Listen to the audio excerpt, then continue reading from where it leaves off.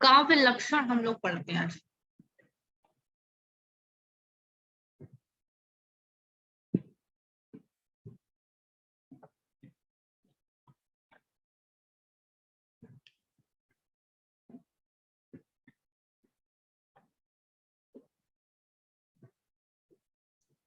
सभी विद्वानों ने अपने अपने तरीके से काव्य के लक्षण को परिभाषित किया। ठीक है, किसने क्या कहा, क्या काव्य का लक्षण बताया, काव्य किसको कहते हैं, देखते हैं। संस्कृत के विद्वानों का मत हम पहले देखेंगे, संस्कृत के आचार्यों ने क्या क्या कहा। तो सबसे पहले अग्नि पुराण की चर्चा करते हैं। अग्नि पुराण के रचनाकार अज्ञात इस तरह से माने जाते हैं। तो अग्नि पुराण में काव्य को किस रूप में परिभाषित किया गया है। तो अग्नि पुराण कहता है संक्षेपाद द्वैवाक्य मिष्टार्थ विवक्षिन्ना पदावली काव्यम स्फुरद अलंकारम गुण द्वेष वर्जितम। अग्नि पुराण के पेज संख्या 337 पे ये लिखा हुआ है। ठीक है, यानी अग्नि पुराण के अनुसार अभीष्ट अर्थ को संक्षेप में प्रकट करने वाली संक्षेपाद वाक्यम विस्तार्थ विवक्षिन्न पदावली अविच्छिन्न पदावली काव्यम स्फुरद अलंकारम अलंकार गुण युक्त व दोषों से जो रहित हो वो काव्य है। ठीक है, अग्नि पुराण कहता है कि जो अभीष्ट अर्थ को संक्षेप में प्रकट करने वाली हो और अविच्छिन्न हो, गुण अलंकार गुण युक्त व दोषों से रहित हो, ऐसी पदावली काव्य कहलाती है। ठीक है, तो विच्छिन्ना पदावली, इतना इसका एक ही वर्ड याद करके इससे ये लाइन पहचानी जा सकती है, अगर परीक्षा में आ सकती है, या गुण दोष वर्जितम। कोई भी ऐसे की पॉइंट दो याद करके इस लाइन को हम पूरा श्लोक को याद कर सकते हैं कि ये अग्नि पुराण में कहा गया है काव्य के लक्षण के रूप में। फिर आचार्य भरत मुनि ने काव्य को किस तरह से परिभाषित किया। भरत मुनि की दृष्टि में नाटक देखने वालों के लिए शुभ काव्य वह होता है, भरत मुनि कहते हैं, कि जिसकी रचना कोमल और ललित शब्दों में की गई। ठीक है, भरत मुनि के अनुसार काव्य वह है जिसकी रचना कोमल और ललित शब्दों में की गई हो, जिसमें शब्द और अर्थ अत्यधिक गूढ़ न हो, जन साधारण सरलता से जिसको समझ ले, तर्क संगत हो, जो जिसमें नृत्य की योजना और भिन्न भिन्न प्रकार के रस स्वीकार किए जा सकते हो, कथानक में संधियों का पूर्ण निर्वाह किया गया हो, ऐसी रचना काव्य कहलाती है। भरत मुनि के अनुसार मृदु ललित पदाढ़ गूढ़म शब्दार्थहीनम जनपद सुख बोध्यम युक्ति मनृत्य योज्यम बहुकृत रस मार्ग संधि संधान युक्तम सह भवति शुभ काव्यम नाटक प्रेक्षकाणाम। ठीक है, तो ये आचार्य भरत मुनि काव्य का लक्षण देते हैं कि जो कैसी हो, कोमल और कोमल कांत पद शब्दों में, ललित पदों में लिखी गई हो, शब्द और अर्थ जिसका अत्यधिक गूढ़ ना हो, कठिन ना हो, जन साधारण जिसको आसानी से समझ लें, तर्क संगत हो, जो और जिसमें नृत्य की योजना हो, भिन्न भिन्न प्रकार के रसों को स्वीकार किया जा सके, और कथानक में संधियों का पूर्ण निर्वाह किया गया हो, ऐसी रचना काव्य कहलाती है। आचार्य भामह कहते हैं, भामह की तो सभी को पता होगी, बहुत फेमस है, शब्दार्थो सहितो काव्यम। काव्य अलंकार में ये कहते हैं, यानी शब्द और अर्थ सहित वाक्य ही काव्य है, आचार्य भामह ये कहते हैं। और काव्य लक्षण की ये प्रथम परिभाषा एक तरह से मानी जाती है। ठीक है, भामह के अनुसार शब्द और अर्थ से युक्त वाक्य काव्य है। आचार्य दंडी कहते हैं, दंडी के अनुसार बात करें काव्य का लक्षण, आचार्य दंडी ने क्या दिया, दंडी के अनुसार काव्य का शरीर तो इष्ट अर्थ, यानी वो कहते हैं शरीरम तावदिष्टार्थ विवक्षिन्नः पदावली। ये काव्यादर्श में लिखते हैं कि काव्य का शरीर तो इष्ट अर्थ से युक्त पदावली होता है, यानी काव्य का शरीर किसको कहा, जो इष्ट अर्थ से युक्त हो, एक ऐसी पदावली आचार्य दंडी के अनुसार काव्य है। ठीक है, आचार्य वामन कहते हैं सह दोष गुण अलंकार हाना दानाभ्याम। वामन जी कहते हैं, आचार्य वामन, कि काव्य अलंकार सूत्रवत जो इनका ग्रंथ है उसमें कहते हैं ये रीति को काव्य की आत्मा मानते हैं। ठीक है, रीति काव्य की आत्मा माना, और इन्होंने गुण व अलंकार से युक्त शब्दार्थ को काव्य की संज्ञा दी। ठीक है, यानी कि अलंकार को काव्य का एक तरह से तत्व माना है, सारभूत तत्व माना है, और रीति को काव्य की आत्मा ये मानते हैं। और ये कहते हैं काव्यम ग्राहम अलंकार, ये इनकी एक उक्ति फेमस है, परीक्षा में अक्सर अक्सर आती रहती है। और सौंदर्यम अलंकारा, सौंदर्यवादी आचार हैं आचार वामन। और सह दोष गुण अलंकार आहनाद अभ्याम, ये अलंकार सूत्रवृत्ति में लिखते हैं। ठीक है, फिर आचार्य आनंद वर्धन की बात करें तो आनंद वर्धन ने ध्वनि को काव्य की आत्मा माना। ठीक है, जब इनके बारे में हमने पढ़ा था आचार्य आनंद वर्धन के बारे में, कि क्या है, ये ध्वनि को काव्य की आत्मा मानते हैं। और वही कहते हैं काव्य से आत्मा ध्वनि, शब्द अर्थ उसका क्या है, शब्दार्थ काव्य का शरीर है और ध्वनि उसकी आत्मा है। तो कहते हैं काव्य से आत्मा ध्वनि शब्दार्थ शरीरम ताव तत्काव्यम सहृदय हृदयालाद शब्दार्थम तमेव काव्य लक्षणम। ठीक है, ये पंक्ति आती है, ये सूक्ति इनकी है, आचार्य आनंद वर्धन की है, जो कहते हैं कि काव्य की आत्मा ध्वनि है और शब्द अर्थ उसका शरीर है। ठीक है, आचार्य भोजराज की बात करें, भोजराज ने काव्य का लक्षण क्या बताया।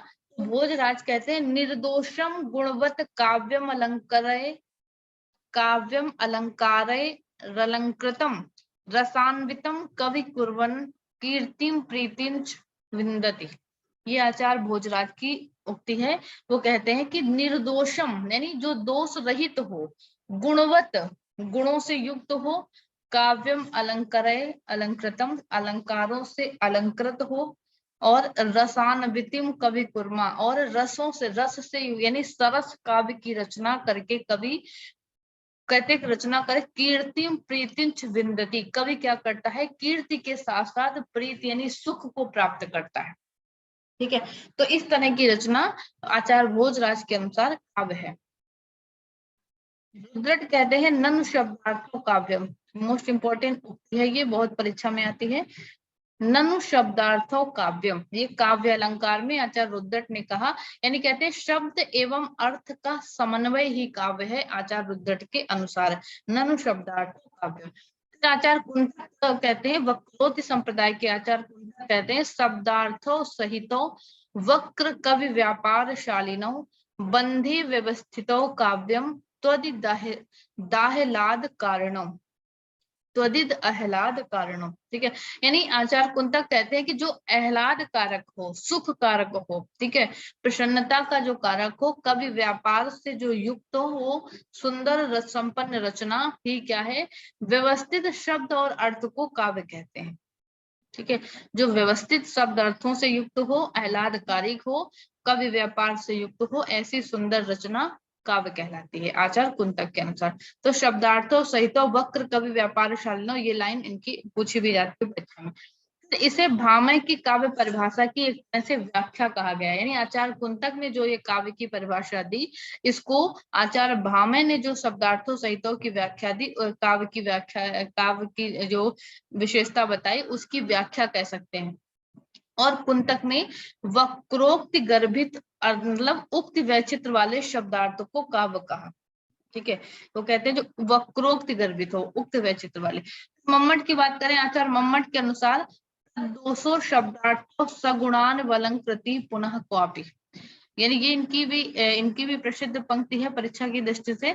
तो मम्मट कहते हैं कि आचार्य मम्मट कहते हैं कि जो दोष रहित हो, तद दोष हो, दोष रहित हो, शब्द और अर्थों से युक्त, गुण सहित हो, और यथा संभव जिसमें जो अलंकारों से युक्त हो, ऐसी रचना, शब्द और अर्थ ऐसा क्या है, काव्य कहलाता है। वाग्भट के अनुसार बात करें तो वाग्भट ने वामन और मम्मट के मतों का समन्वय किया और इन्होंने रीति रस अलंकार गुण युक्त शब्दार्थ को काव्य कहा।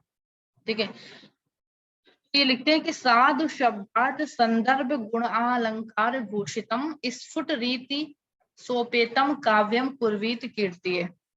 हेमचंद्र और विद्यानाथ के अनुसार इन्होंने गुण और अलंकार सहित और दोष रहित शब्दार्थ को काव्य माना हेमचंद्र ने। तो हेमचंद्र की ये उक्ति आती है परीक्षा में, अदोषो सगुणों सालंकारो चा शब्दार्थो काव्यम। काव्य अनुशासन में हेमचंद्र ने ये लिखा, और गुणा अलंकार सहितो शब्दार्थो दोष वर्जितो काव्यम। ठीक है, ये हेमचंद्र और विद्यानाथ की दोनों की पंक्तियां हैं, तो हेमचंद्र की ज्यादा इंपॉर्टेंट है। फिर जयदेव की बात आती है। जयदेव ने काव्य को रूप परिभाषित किया, काव्य का क्या लक्षण दिया। तो जयदेव कहते हैं निर्दोषा गुणवत काव्यम अलंकारय अलंकृतम रसान्वितम कवि कुर्वन् कीर्ति प्रीतिंचि विन्दति। निर्दोषा लक्षणवती शरीर त्रिगुण भूषिता सा अलंकार रसानेन एक वर्तिवार काव्य नाम भाग। तो ये कहते हैं कि जयदेव ने काव्य लक्षण में वृत्ति का समावेश किया और काव्य को काव्य कहा।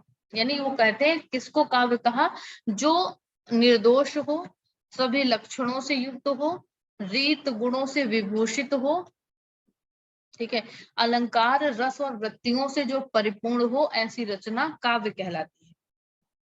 पंडित विश्वनाथ ने काव्य का लक्षण बताते हुए लिखा, वाक्यम रसात्मकम काव्यम, यानी रस युक्त वाक्य ही काव्य है। ठीक है, इनकी भी ये मोस्ट इंपॉर्टेंट उक्ति है। और आचार्य पंडित जगन्नाथ जी की भी है इंपॉर्टेंट, रमणीयार्थ प्रतिपादक शब्द काव्यम। रस गंगाधर में ये लिखते हैं कि रमणीय अर्थ के द्वारा, यानी का प्रतिपादन, ये रमणीयता के द्वारा कहते हैं अलौकिक आनंद की अनुभूति कराने वाली जो शब्द रचना है वो काव्य कहलाती है। ठीक है, तो ये पंडित जगन्नाथ और गंगाधर के। पाश्चात्य मत की बात करें, पाश्चात्य विद्वानों ने काव्य का लक्षण दिया। ये तो संस्कृत के आचार्यों की बात हो गई जिन्होंने काव्य को अपने तरीके से परिभाषित किया। पाश्चात्य विद्वान काव्य की परिभाषा किस तरह से देते हैं, तो वर्ड्सवर्थ लिखते हैं कि शांति के क्षणों में सशक्त अनुभूतियों का स्वाभाविक प्रवाह ही कविता है। ठीक है, वर्ड्सवर्थ कहते हैं कि शांति के क्षणों में सशक्त अनुभूति का स्वाभाविक प्रवाह ही कविता है। शैली के अनुसार विषादमय क्षणों की अभिव्यक्ति कविता है। कविता क्या है, कविता विषादमय क्षणों की अभिव्यक्ति है, ये शैली कहते हैं। कार्लाइल कहते हैं कि काव्य संगीतमय विचार है, काव्य को परिभाषित करते हैं। हडसन लिखते हैं काव्य को परिभाषित करते हुए कि कविता जीवन की व्याख्या है। हडसन के अनुसार कविता जीवन की व्याख्या है जो कल्पना और भावना द्वारा निर्मित होती है। ठीक है, ये सभी के कथन है, किसी ना किसी के ज्यादातर परीक्षा में आ जाते हैं। ड्राइडन लिखते हैं कि इन्होंने काव्य को संगीत माना। ड्राइडन के अनुसार काव्य क्या है, संगीत है। एडगर एलन पो के अनुसार poetry is the rhythmic creation of beauty, यानी सौंदर्य की लयात्मक सृष्टि ही काव्य है, एडगर एलन पो कहते हैं। पीबी शैली इंपॉर्टेंट हो जाते हैं। पीबी शैली कहते हैं कल्पना की अभिव्यक्ति ही कविता है, कल्पना की अभिव्यक्ति ही कविता है, वो कहते हैं। प्रोफेसर कोर्ट होप कहते हैं कि शब्दोबद्ध भाषा में भाव कल्पना की आनंदमय अभिव्यक्ति ही काव्य है। मैथ्यू अर्नाल्ड का इंपॉर्टेंट है और ये बहुत आता है परीक्षा में। मैथ्यू अर्नाल्ड का काव्य जीवन की आलोचना है। ठीक है, poetry is at bottom A criticism of life. Matthew Arnold का ये मोस्ट इंपॉर्टेंट है कि काव्य जीवन की आलोचना है, ये पूछे जाते हैं परीक्षाओं में। और कॉलरिज कहते हैं, कॉलरिज भी इंपॉर्टेंट है कि सर्वोत्तम शब्दों का सर्वोत्तम क्रम ही कविता है, सर्वोत्तम शब्दों का सर्वोत्तम क्रम ही कविता है। Poetry is the best word in their best order, ये कॉलरिज लिखते हैं। ठीक है, विल्सन कहते हैं poetry is the intellect coloured by feeling, यानी भावनाओं से रंजित बुद्धि ही काव्य है। विल्सन कहते हैं कि भावनाओं से रंजित बुद्धि काव्य है। शैली की बात आती है, शैली कहते हैं कि सर्वमुखी सर्वोत्तम मनो के सर्वोत्तम और सर्व सुख पूर्ण लक्षण पूर्व क्षणों का लेखा ही कविता है। Poetry the record of the best and happiness moment of the happiest of best mind, happiest moment of the happiest and best mind. ठीक है, ये शैली। तो ये पाश्चात्य विद्वानों का मत हुआ। अब हिंदी के आचार्यों ने, हिंदी के विद्वानों ने काव्य को किस तरह से परिभाषित किया, काव्य का क्या लक्षण दिया, इसकी बात करें। जितनी भी चीजें पढ़ रही ये सब परीक्षा में आती है। कुछ एक आध लेखकों को छोड़कर जो कम इम्पोर्टेंट है, बाकी सभी की, चाहे संस्कृत काव्य शास्त्र लेकर हिंदी तक, सबकी पूछी जाती है परीक्षा में। हिंदी मत की बात करें तो आचार्य गोस्वामी तुलसीदास की बात करते हैं तो गोस्वामी तुलसीदास लिखते हैं ना, कीरत भणित भूति बल होई, सुरसर सम कह हित कोई, हृदय सिंधु मति सीप समाना, स्वाति शारदा कहीं सुजाना, जो वर्षय वर वार विचारू, होई कवित मुक्ता मनि चारू। ठीक है। केशवदास कहते हैं, जदपि सुजाति सुलक्षणी, सुबरन सरस सुव्रत, भूषण बिनु न विराजे, कविता बनिता वित्त। ठीक है, तो ये आचार्य भूषण की और ज्यादातर परीक्षाओं में आप ये पंक्तियां देखेंगे। और चिंतामणि की भी इम्पोर्टेंट है कि सगुण अलंकारण दोष अलंकारण सहित दोष रहित जो होए, शब्द अर्थ वारो कवित विबुध कहत सबको। यानी सगुण अलंकारों से, यानी गुणों से युक्त हो, अलंकारों सहित हो, दोष रहित हो, शब्द और अर्थ, वही क्या है कहते हैं, उसी को ये कविता मानते हैं चिंतामणि के अनुसार। ठीक है। तो आचार्य मम्मट और विश्वनाथ के बाद चिंतामणि भी काव्य को क्या मानते हैं, दोष रहित, गुण युक्त और अलंकारवान मानते हैं। ये एक जगह और इनकी एक परिभाषा आती है, बतक हाउ रसमय जो है, कवित कहावे सोई। ठीक है। फिर कुलपति मिश्र की बात करें तो ये लिखते हैं काव्य का लक्षण कि जगते अद्भुत सुख सदन, शब्द अर्थ कवित्व, ये लक्षण मैंने क्यों, समुझ ग्रंथ बहुचीज। यानी शब्द और अर्थ को ही ये कवित्व मानते हैं। और सुख सदन हो जो, है ना, सुख की जो अनुभूति दे, अलौकिक आनंद को देने वाले शब्द और अर्थ को ये काव्य कहते हैं। कुलपति मिश्र की परिभाषा आनंदकारी परंपरा के अनुकूल है। और कुलपति मिश्र की ये भी प्रसिद्ध है, दोष रहित और गुण सहित, कछुक अल्प अलंकार, शब्द अर्थ सो कवित है, ताको करो विचार। ठीक है। तो इनकी दोनों इंपॉर्टेंट है। फिर सोमनाथ जी लिखते हैं कि सगुन पदार्थ दोष बिनु, पिंगल मत अविरुद्ध, भूषण जुत कवि कर्म जो, सो कवित्व कही शुद्ध। ये सोमनाथ जी की पंक्तियां हैं और ये भी मोस्ट इंपॉर्टेंट पंक्तियों में आती है। ठीक है। तो ये भी काव्य के उसमें आते हैं। तो ये कहते हैं कि कवि कर्म वह है, काव्य वह कवि कर्म है, कहते हैं सगुण पदार्थ दोष बिन, जिसमें शब्द और अर्थ सगुण दोष रहित हो, पिंगल यानी छंद के, पिंगल मत अविरुद्ध यानी छंद के अनुसार हो जो। ठीक है। और ये इस तरह से ये काव्य की परिभाषा देते हैं। और ये ऐसे पहले आचार्य हैं सोमदेव, ऐसे कवि हैं जिन्होंने छंद का समावेश किया काव्य में, जहां पर इन्होंने छंद की बात करी। ठीक है। और काव्य को कवि का ये कर्म मानते हैं सोमनाथ ने। तो पिंगल से आप याद कर सकते हैं कि पिंगल शब्द सोमनाथ की ही पंक्ति में आया था, किसी के बारे में अभी तक मिला नहीं मिला, तो सोमनाथ की ही उसमें पिंगल शब्द आया, यानी छंद की बात करी इन्होंने। ठीक है। इनको ऐसे याद किया जा सकता है। भिखारी दास की बात करें तो भिखारी दास ने काव्य का लक्षण बताते हुए लिखा कि जाने पदार्थ भूषण मूल, रसांग परांग में मत झाकी, सो धुनि अर्थ वाक्य ले गुण, शब्द अलंकार सो रति पाकी। यानी वो कहते हैं कि काव्य वह शब्दार्थ है जो अलंकार, ध्वनि, रस, गुण और अलंकारों से युक्त हो, वो भिखारी दास के अनुसार काव्य है। और भिखारी दास की ये भी प्रसिद्ध है, रस कविता को अंग, भूषण है भूषण सकल, गुण स्वरूप और रंग, दूषण करे करूपता। तो ये भिखारी दास का ये दोहा भी प्रसिद्ध है। फिर आचार्य देव की बात करें तो देव ने शब्द रसायन में काव्य लक्षण के विषय में कहा। देव लिखते हैं कि शब्द सुमति मुखतय कढ़े, लय पद वचनन अर्थ, छंद भाव भूषण सरस, सो कही काव्य समर्थ। ठीक है। तो काव्य सार शब्दार्थ को रसते ही काव्य सुरसार, इन्होंने शब्द काव्य लक्षण के विषय में एक तरह से पंक्ति की। श्रीपति की बात आती है, इन्होंने काव्य सरोज नामक अपने ग्रंथ में काव्य के विषय में कहा कि शब्द अर्थ बिन दोष गुण, अलंकार रसवान, ताको काव्य बखानिए, श्रीपति परम सुजा।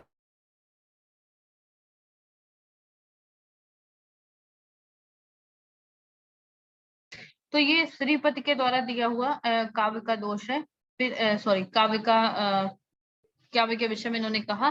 फिर प्रताप शाही की बात आती तो काव्य विलास में प्रताप शाही ने काव्य की परिभाषा दी।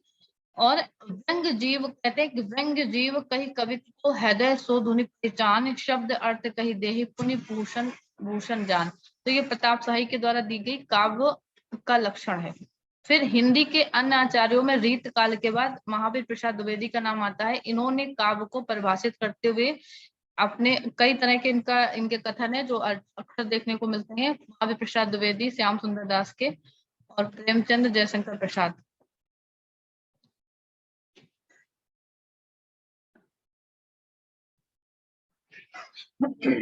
तो महावीर प्रसाद द्विवेदी ने काव्य के बारे में लिखा या लिखते हैं कि शिक्षित कवि की उक्तियों में चमत्कार का होना परम आवश्यक है।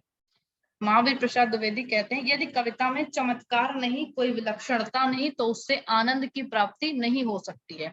तो ये काव्य में चमत्कार को मानते हैं आवश्यक, विलक्षणता को आवश्यक मानते हैं। देखिए, चमत्कार का होना परम आवश्यक है। और एक जगह ये कहते हैं कि सादगी, असलियत और जोश से समन्वित रचना को ये काव्य मानते हैं महावीर प्रसाद द्विवेदी, यानी जो जिसमें सादगी हो, असलियत हो, यानी मौलिकता हो और जोश से समन्वित हो, वो काव्य है। और इनका ये कथन अक्सर परीक्षा में आता है, अंतःकरण की वृत्तियों के चित्र का नाम कविता है। महावीर प्रसाद द्विवेदी का ये कथन अक्सर आता है परीक्षा में, ठीक है। और एक ये भी इंपॉर्टेंट है, ज्ञान राशि के संचित कोश का नाम साहित्य है।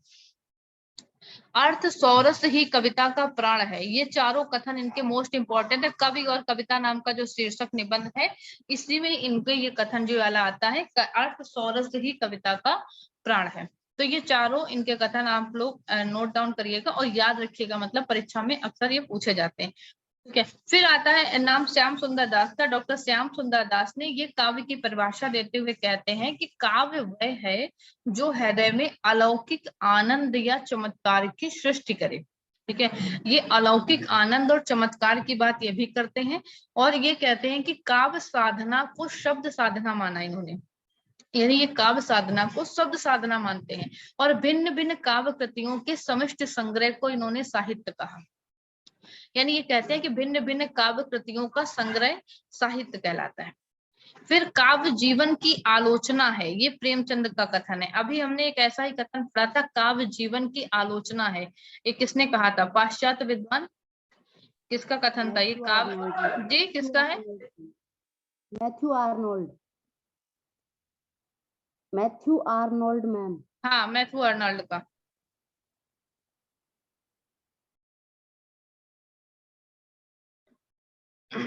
तो मैथ्यू अर्नाल्ड और प्रेमचंद दोनों का ये मिलता जुलता कथन है, काव्य जीवन की आलोचना है, ठीक है।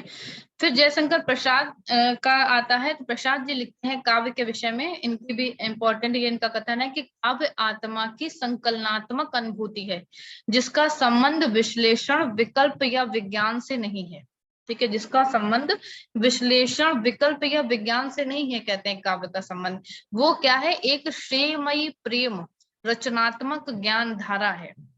वह सत्यम शिवम सुंदरम सार्वजनीयता, चिरंतनता और अनुभूति और आदर्श की समष्टि कहते हैं।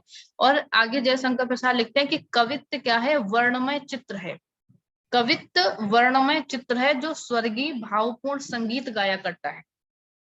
काव्य और कला नाम का जो तथा अन्य निबंध नाम की जो इनकी रचना है, उसी से ये लिए गए कथन है। काव्य आत्मा की संकलनात्मक अनुभूति है, ये यहाँ तक ये कथन अक्सर पूछा जाता है परीक्षा में। कवित्व वर्णमय चित्र है, ये भी इंपॉर्टेंट है। डॉक्टर गुलाब राय का नाम आता है। गुलाब राय जी काव्य को परिभाषित करते हुए लिखते हैं कि काव्य संसार के प्रति कवि की भाव प्रधान किंतु क्षुद्र वैयक्तिक संबंधों से मुक्त मानसिक प्रक्रियाओं की कल्पना के ढांचे में ढली हुई श्रेय की प्रिय रूपता प्रभाव उत्पादक अभिव्यक्ति है, ठीक है। अच्छी परिभाषा इन्होंने काव्य की दी, ठीक है। और थोड़ी सी बड़ी है लेकिन इनकी इंपॉर्टेंट है ये पंक्ति, ठीक है। इनकी जो पंक्तियां हैं, ये काव्य संसार के प्रति कवि की भाव प्रधान, कहते हैं ना भाव प्रधान, लेकिन ये भी लग जाते हैं क्षुद्र न हो, वैयक्तिक संबंधों से मुक्त हो, मानसिक प्रतिक्रियाओं की जो कल्पना के ढांचे में ढली होती है, ऐसी मानसिक प्रतिक्रियाएं, और श्रेय की प्रिय रूपता प्रभाव उत्पादक अभिव्यक्ति ही काव्य है। और रसात्मक वाक्य को काव्यादर्श मानकर अपने काव्य लक्षण का इन्होंने निर्माण किया। अच्छा, रामचंद्र शुक्ल कहते हैं, इनके तो मोस्ट इंपोर्टेंट है, सभी ने ज्यादातर सुने ही होंगे। रामचंद्र शुक्ल कहते हैं जिस प्रकार आत्मा की मुक्तावस्था ज्ञान दशा कहलाती है, उसी प्रकार हृदय की मुक्तावस्था रस दशा कहलाती है। हृदय की इसी मुक्त साधना के लिए मनुष्य की वाणी जो शब्द विधान करती आई है, शुक्ल जी कहते हैं, उसे कविता कहते हैं। ठीक है, रस मीमांसा के पृष्ठ संख्या 4 से ये कथन दिया गया है। कविता ही, और ये डॉक्टर विवेक शंकर की पुस्तक में सभी के आपको कथन मिल जाएंगे, उसी से है ये। तो कविता ही मनुष्य के हृदय को स्वार्थ संबंधों के संकुचित मंडल से ऊपर उठाकर लोक सामान्य भावों पर ले जाती है। ये भी रस मीमांसा में दोनों कथन इंपॉर्टेंट है। कविता जीवन और जगत की अभिव्यक्ति है, ये भी शुक्ल जी लिखते हैं। ठीक है, और पंत जी का भी काव्य के संदर्भ में ये कविता के विषय में कथन आता है, कविता हमारे परिपूर्ण क्षणों की वाणी है। मोस्ट इंपॉर्टेंट ये भी है, कविता हमारे परिपूर्ण क्षणों की वाणी है। हजारी प्रसाद द्विवेदी क्या कहते हैं, मैं साहित्य को मनुष्य की दृष्टि से देखने का पक्षपाती हूँ, ये इंपॉर्टेंट है इनका भी। और साहित्य मनुष्य के अंदर का उच्छलित आनंद है, जो उसके अंतर में अट नहीं सकता। ठीक है, ये हजारी प्रसाद द्विवेदी साहित्य या काव्य को परिभाषित करते हुए लिखते हैं, मनुष्य की दृष्टि से देखने वाले हैं, देखने के पक्षपाती हैं। रामदहीन मिश्र लिखते हैं कि हृदयों के हृदयों की आह्लादक रुचिर का रचना ही काव्य है। हृदयों की आह्लादक रुचिर रचना ही काव्य है। और लक्ष्मी नारायण सुधांशु लिखते हैं कि काव्य अखंड मानव जीवन के व्यक्तित्व की अनुभूति है, अखंड मानव जीवन के व्यक्तित्व की अनुभूति है, जो जीवन प्रकृति का अंतर्दर्शन या उसकी अनुभूति है। यह अनुभूति ना तो कोई भावुकता जन स्फूर्ति है, ना कोई आध्यात्मिक कल्पना है। ठीक है, फिर नंद दुलारे वाजपेयी का भी एक कथन आता है इसी में। नंद दुलारे वाजपेयी काव्य को परिभाषित करते हुए कहते हैं, काव्य तो प्रकट मानव अनुभूतियों का नैसर्गिक कल्पना के सहारे एक ऐसा सौंदर्यमय चित्रण है, जो मनुष्य मात्र में स्वभावता भावोच्छ्वास और भाव सौंदर्य संवेदन उत्पन्न करता है। ठीक है, मानव प्रकट मानव अनुभूतियों का नैसर्गिक कल्पना के सहारे ऐसा सौंदर्यमय चित्रण है, कहते हैं, जो मनुष्य मात्र में स्वभावता भावोच्छ्वास और सौंदर्य संवेदन उत्पन्न करता है। और कहते हैं इसी सौंदर्य संवेदन को भारतीय परिभाषिक शब्दावली में रस कहते हैं।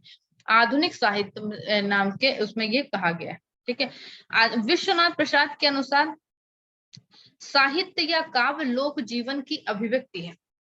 विश्वनाथ प्रसाद मिश्र कहते हैं कि साहित्य या काव्य लोक जीवन की अभिव्यक्ति है। और फिर रामविलास शर्मा के कथन आते हैं काव्य के संदर्भ में या साहित्य के संदर्भ में। तो रामविलास शर्मा कहते हैं, कविता में कवि हृदय की व्यक्तिगत भावों की प्रधानता नहीं होती है। कवि की भावधारा का केंद्र स्वयं कवि नहीं होता है, उसकी कविता का केंद्र क्या होती है, जनता होती है। ठीक है, तो रामविलास शर्मा जनता को कविता का केंद्र मानते हैं। ये कीवर्ड से आप इनके कथन को पकड़ सकते हैं। ठीक है, कविता में कवि हृदय की व्यक्तिगत भावों की कहते प्रधानता नहीं होती है, कवि की भावधारा का केंद्र कवि नहीं होता है, स्वयं कविता का केंद्र जनता होती है। जनता की बात जहां पर आती है वहां पर रामविलास शर्मा याद रखिए, ये लिखते हैं ना, साहित्य जनता की वाणी है। रामविलास शर्मा कहते हैं साहित्य जनता की वाणी है, उसके जाति चरित्र का दर्पण है, कहते हैं। ठीक है, और आगे कहते हैं प्रगति पथ पर बढ़ने के लिए उसका मनोबल है, उनकी सौंदर्य की चाह पूरी करने वाला साधना है। साहित्य के मूल स्थायी सापेक्ष रूप से देश काल की सीमाओं में निरंतर विकास करती हुई मानव जाति की संचित सांस्कृतिक निधि के रूप में साहित्य को ये परिभाषित करते हैं। साहित्य के मूल स्थायी, ये इन्होंने साहित्य को परिभाषित किया। फिर आगे काव्य को परिभाषित करते हुए लिखा, काव्य आत्मा की अभिव्यक्ति न होकर कला साधना है। आगे कहते हैं कला साधना कहते हैं काव्य को, आत्मा की अभिव्यक्ति नहीं कहते हैं। कहते हैं जिसमें कवि की निजी अनुभूतियां वस्तु रूप प्राप्त करती हैं। ठीक है, यहाँ पर रामविलास शर्मा का कहते हैं कि कवि हृदय व्यक्तिगत भावों की प्रधानता नहीं होती कविता में, ये कहते हैं। आगे कहते हैं काव्य की आत्मा की अभिव्यक्ति ना हो, काव्य कला साधना है, और जिसमें क्या होता है कवि की निजी अनुभूतियां जो है वो वही वस्तु रूप प्राप्त करती हैं। और आगे कहते हैं कि काव्य रचना मूलतः अपने को अपनी अनुभूति से पृथक करने का प्रयत्न है, अपने ही भावों के निर्व्यक्तीकरण की चेष्टा है काव्य, ये आगे कहते हैं। महादेवी वर्मा कहती हैं, कविता हमारे व्यष्टि सीमित जीवन समष्टि जीवन तक फैलाने के लिए ही व्यापक सत्य को अपनी परिधि में बांधती है। ठीक है, ये महादेवी वर्मा का कथन है काव्य के संदर्भ में। और वो कहती हैं कि कविता सबसे बड़ा परिग्रह है, क्योंकि वह विश्व मात्र के प्रति स्नेह की स्वीकृति है। भावना, ज्ञान और कर्म कहते हैं जब एक सम पर मिलते हैं, समय पर मिलते हैं, तभी युग प्रवर्तक साहित्यकार का जन्म होता है। यह महादेवी वर्मा साहित्यकार के विषय में या कविता के विषय में कहती है। और कहती है वो कि कवि के लिए लोक समष्टि ही इष्ट है। लोक के दान को निरीह भाव से अंगीकार कर लेना उसे अभीष्ट नहीं होता। वह लोक का निर्माण भी अपने कल्पना के अनुरूप चाहता है कवि। ये महादेवी वर्मा कवि के विषय में कहती है, कवि के विषय में कहती है। राम कुमार वर्मा कहते हैं आत्मा की गूढ़ और छिपी हुई सौंदर्य राशि का भावना के आलोक से प्रकाशित हो उठना ही कविता है। ठीक है, ये कहते हैं आत्मा की गूढ़ और छिपी हुई सौंदर्य राशि का भावना के आलोक से प्रकाशित हो उठना ही कविता है। और कविता कवि विशेष की भावनाओं का चित्रण है। ये भी दूसरा कथन भी इंपॉर्टेंट है। कहते हैं वो कवि विशेष की भावनाओं का चित्रण है। वह चित्रण इतना तीव्र है कि उसे वैसी ही भावनाएं किसी दूसरे के हृदय में आविर्भूत हो जाती हैं। ये डॉक्टर रामकुमार वर्मा काव्य की परिभाषा देते हैं। फिर दिनकर कहते हैं, दिनकर का भी इंपॉर्टेंट हो जाता है कि कविता मनोरंजन नहीं, आत्म अनुसंधान का उन्मेष है। मनोरंजन नहीं है कविता, आत्म अनुसंधान का उन्मेष है। कविता वह है जो अकथ्य को कथ्य बनाने का प्रयास करे। प्रत्येक कविता किसी न किसी हद तक आध्यात्मिक होती है। कविता ना तो कोमल भाषा, न गेय छंद, न कोरी भावुकता में है, बल्कि वह मन की एक विशिष्ट मनोदशा का प्रतिफलन होता है। ये दिनकर कहते हैं। डॉक्टर नगेंद्र कहते हैं कि रसात्मक शब्दार्थ ही काव्य है। डॉक्टर नगेंद्र के अनुसार रसात्मक शब्दार्थ ही काव्य है और उसकी छंदोमयी विशिष्ट विधा आधुनिक अर्थ में कविता है। आस्था के चरण में ये इन्होंने कहा, साहित्य या काव्य का मूल धर्म आत्म अभिव्यक्ति है और इसी तत्व के कारण कोई व्यक्ति कवि कहला सकता है और कोई रचना काव्य या साहित्य का स्थान ग्रहण कर सकती है, डॉक्टर नगेंद्र के अनुसार। और ये भी वो कहते हैं कि मैं कविता या कला के पीछे आत्म अभिव्यक्ति की प्रेरणा मानता हूँ, क्योंकि आत्म के निर्माण में काम वृत्ति और उसकी अतृप्तियों का योग है। इसलिए कहते हैं इस प्रेरणा में उनका विशेष महत्व मानना ही मैं अनिवार्य समझता हूँ।